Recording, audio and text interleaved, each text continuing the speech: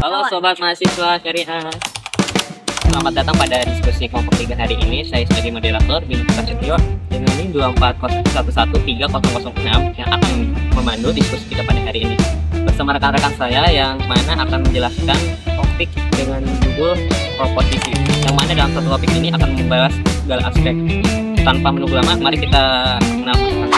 Halo, perkenalkan nama saya Miska Putri dengan NIM 241130010. Halo, perkenalkan saya Rizky Nazamir dengan NIM 2411311 sebagai pemateri. Perkenalkan nama saya Salmo Soaduna dengan NIM 241130013. Kalian udah tahu kan sama rekan-rekan yang akan menjelaskan sisi tentang topik yang akan kita bahas hari ini? Dan saya juga termasuk dalam salah satu dari mereka yang akan menjelaskan tentang diskusi kita.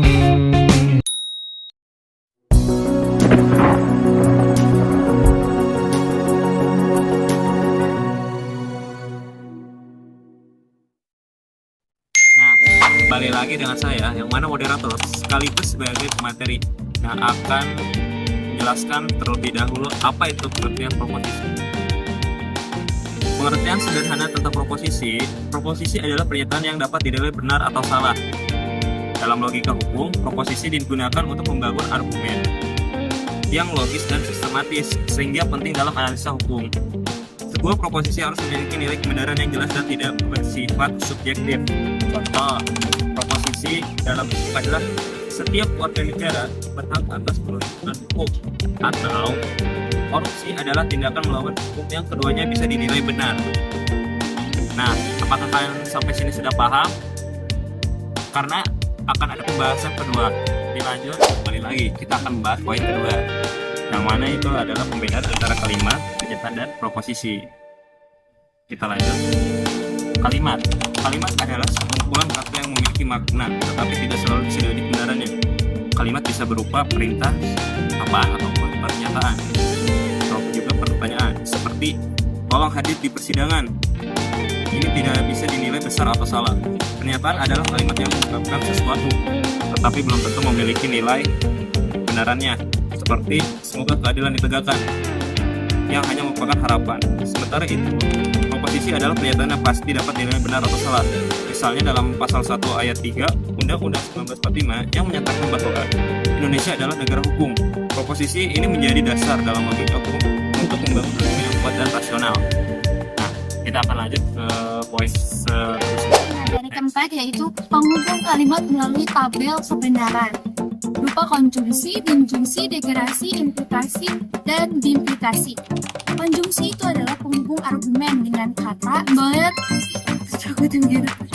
agar seluruh pernyataan benar, kata proposisi harus benar. Yang kedua yaitu ada disjungsi, yaitu penghubung argumen dengan kata atau simbolnya V. Jika salah satu pernyataan benar, maka disjungsi kedua pernyataan benar. Negasi mengekspresikan tidak, yang berarti nilai kebenaran yang berlawanan. Simbolnya adalah implikasi, yaitu pernyataan majemuk yang menyatakan hubungan sebab akibat dengan bentuk kalimat. Jika P maka V. Dan implikasi yaitu pernyataan majemuk yang menggunakan kata hubung jika dan hanya jika. Simbolnya jadi kemudian ada implikasi yang bernilai benar jika sebab dan akibatnya pernyataan P dan Q bernilai sama. Nah, lalu materi yang kelima yaitu tentang klasifikasi proposisi dan kategorisasi.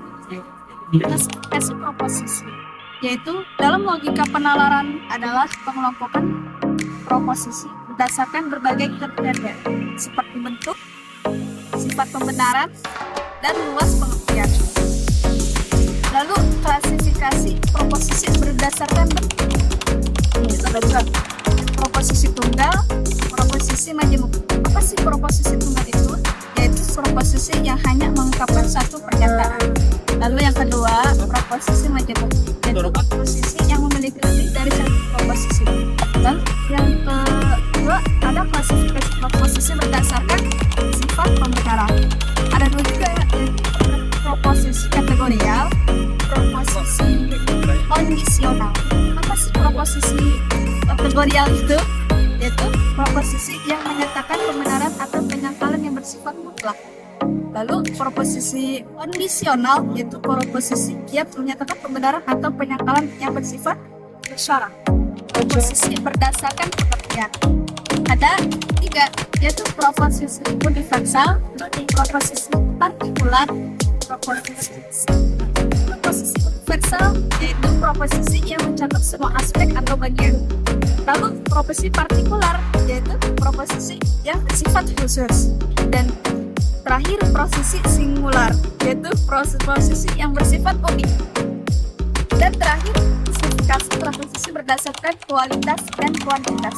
Ada dua, yaitu proposisi A, I, E, yaitu proposisi universal atau singular positif. Dan yang kedua, proposisi O, yaitu proposisi yang lainnya. Jadi, proposisi adalah pernyataan yang dapat dinilai benar atau salah dalam logika proposisi unsur subjek, predikat, dan objek. Selanjutnya yaitu kuantitas proposi.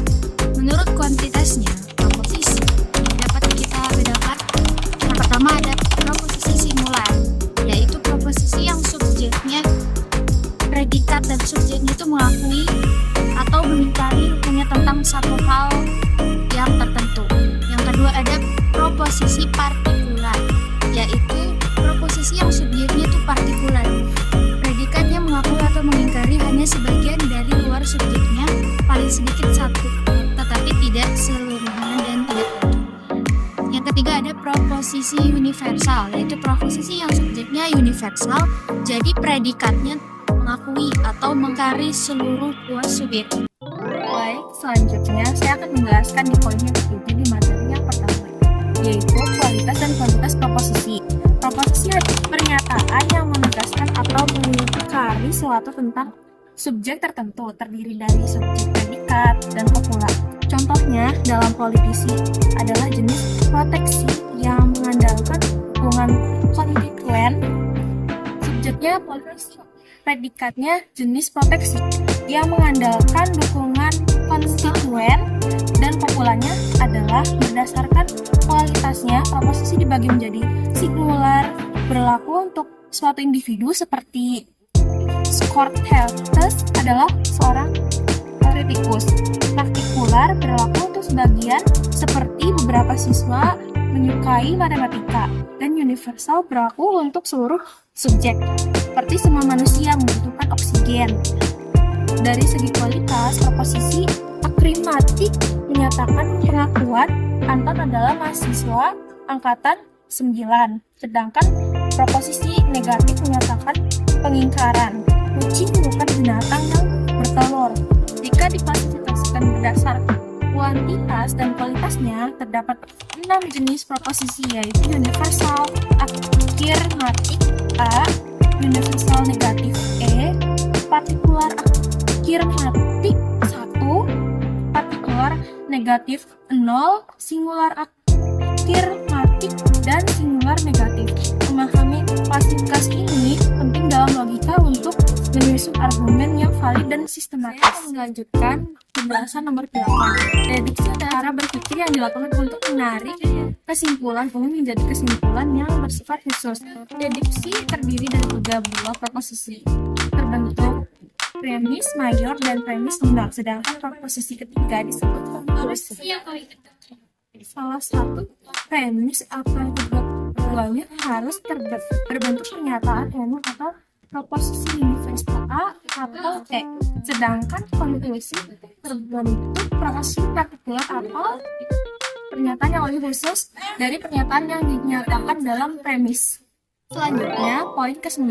Oposisi perangan yang terdapat pada dua proposisi yang menyukai subjek dan predikat yang sama tetapi berbeda dari segi kuantitas dan kualitasnya, sehingga menyebabkan yang lain benar dan yang lain salah. Oposisi memegang peranan penting dalam pemikiran sebab apabila antara dua suatu perlawanan, maka terpantau dan keputusan yang satu dapat diambil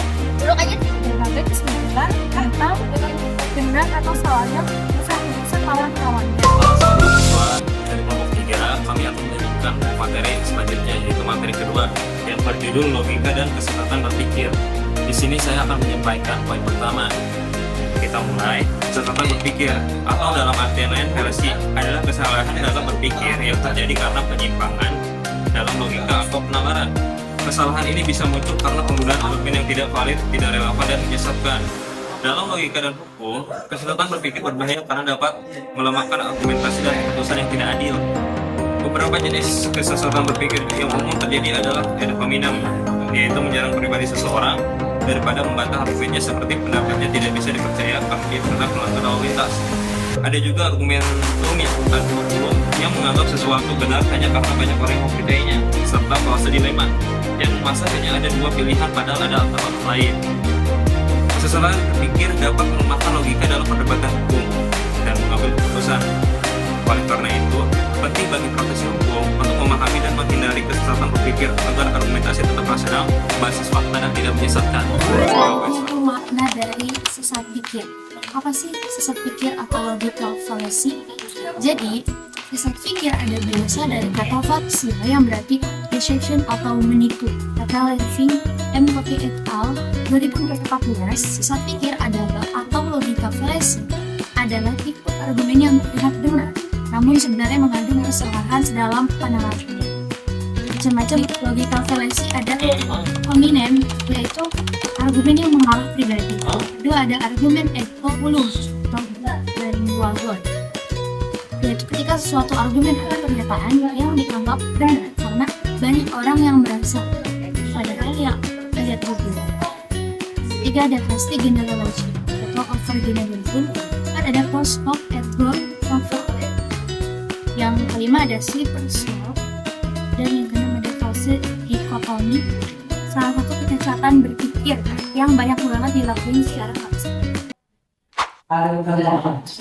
Pengertian yang ketiga tentang sesat pikir apa sesat pikir formal itu?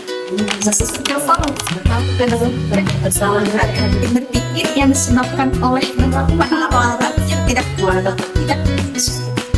kesalahan ini juga sebagai kesalahan deduktif, kronologis, atau lalu penyebabnya apa? Yang pertama adalah yang sudah mengenai teks dan komposisi dan sudah ada.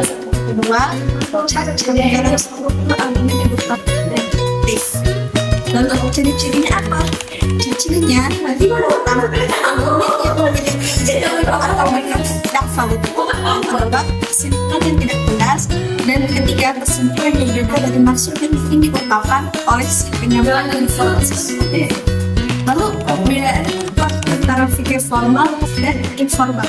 Itu perbedaannya ada tiga. Fikir formal berbeda dengan fikir informal. Yang kedua, sesat fikir informal berasal dari kesalahan penalaran selain cacat dalam bentuk logis dan teori. Lalu yang ketiga, argumen deduktif tulis yang mengandung sesat pikir informal mungkin sah secara formal, tetapi tetap tidak meyakinkan secara rasional. Di sini saya akan melanjutkan materi yang kedua, poin keempat, yaitu sesat pikir non formal atau kesalahan logika formal adalah cacat pikir yang tidak logis dalam bentuk. Kesalahan ini dapat menghambat kemajuan dalam beberapa contoh.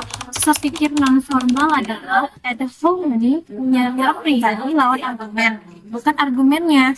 Lalu apple to ignorance, memaksakan kesimpulan yang benar karena tidak ada bukti yang menentang. Lalu ada begging the question, yaitu kesimpulan argumen didasarkan pada asumsi, bukan yang kuat. Nah, gimana teman-teman atas diskusi yang telah kita diskusikan hari ini? Materi tersebut hanya beberapa dari kami yang bisa kami sampaikan. Mungkin itu saja dari kelompok 3 yang bisa didiskusikan teman-teman sekalian pada hari ini. Kami bila ada salah dan dalam ucapan kata, kami mohon maaf. Assalamualaikum warahmatullahi wabarakatuh.